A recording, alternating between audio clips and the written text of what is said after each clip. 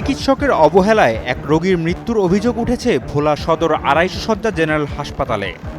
জানা যায়, শুক্রবার বুকে ব্যথা নিয়ে নামাজের আগে মাকসুদুর রহমান নামে ৩৮ বছরের এক ব্যক্তিকে হাসপাতালে নিয়ে আসা হয়।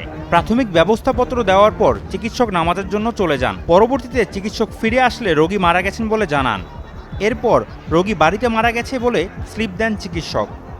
এই ঘটনায় ক্ষুব্ধ হয়ে ওই চিকিৎসকের উপর হামলা চালায় রোগীর স্বজন ও স্থানীয়রা। ঘটনার খবর পেয়ে পুলিশ এসে পরিস্থিতি নিয়ন্ত্রণে আনে এবং অভিযুক্ত চিকিৎসক নাইমুল ইসলামকে পুলিশ হেফাজতে নিয়ে যায়। ১২টা ১টার দিকে যখন এখানে আনছে তখন রুগীটা মানে মোটামুটি তারা সে কথা বলতে পারে, কথা বলতেছে এবং ডাক্তার নামাজ পড়তে গেছে। নামাজ পড়ানোর নাম দিয়ে সে ঘুরিয়া ২ ঘন্টা কাটা সিগারেট খায় এবার আবার আইছে আয় রুগী মারা গেছে। ওই আবার লেখা দিছে কি বাসায় মারা রুগী মারা গেছে।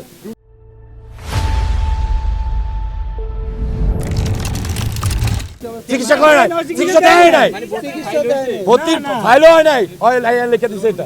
সদর হাসপাতালে ডাক্তারের কাছে রুগী নিয়ে আসলে ডাক্তারের কাছে মনে করেন খারাপ ব্যবহার, তা মনে করেন কি রুগীরা অনেক ভুক্তভোগী। ঠিক আছে, একটা ডাক্তারের কাছে রুগী নিয়ে আসলে জিজ্ঞাসা করলে ডাক্তারকে অনেক খারাপ ব্যবহার করে রুগীদের সাথে, রুগীর সাথে যারা আসে আত্মীয় স্বজন তাদের সাথে। মারা যাওয়ার মূল কারণ রুগীর হার্টে প্রবলেম ছিল, রুগী নিয়ে আসছিল হসপিটালে, সদর হসপিটালে। তো আমি মসজিদে নামাজ পড়ছিলাম। তো নামাজ পড়ে আমরা যখন বের হয়েছি তখন আমার সামনে দিয়ে 2 ডাক্তার, ওনার সাথে আরেকজন ডাক্তার ছিল, ওনারা দেখলাম হ্যান্ডশিপ করলো। হাত মোছা হওয়ার পরে ওনারা এই পকেট গেট দিয়ে ওনার কাজ হলে নামাজ পড়ার পরে উনি ইমার্জেন্সিতে চলে যাবে, রুগী ট্রিটমেন্ট দেবে। উনি আমার সামনে দিয়ে এই পকেট গেট দিয়ে বের হয়ে গেছে।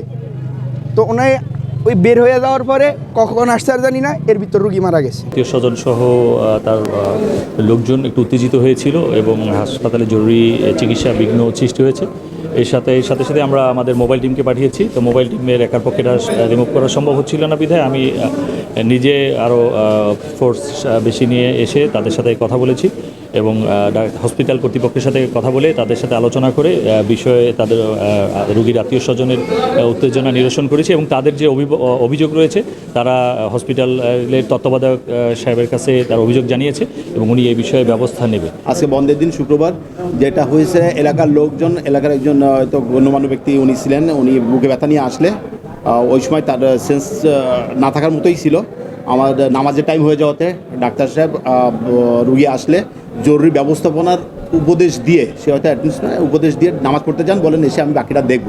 এবং ইতিমধ্যে ইসিজি করার কথা, কিন্তু আনফর্চুনেটলি ইসিজি মেশিন রিডিং দিচ্ছিল না। কিন্তু উনি নামাজ পড়ে আসতে আসতে এখানে রুগীটা মারা যায়।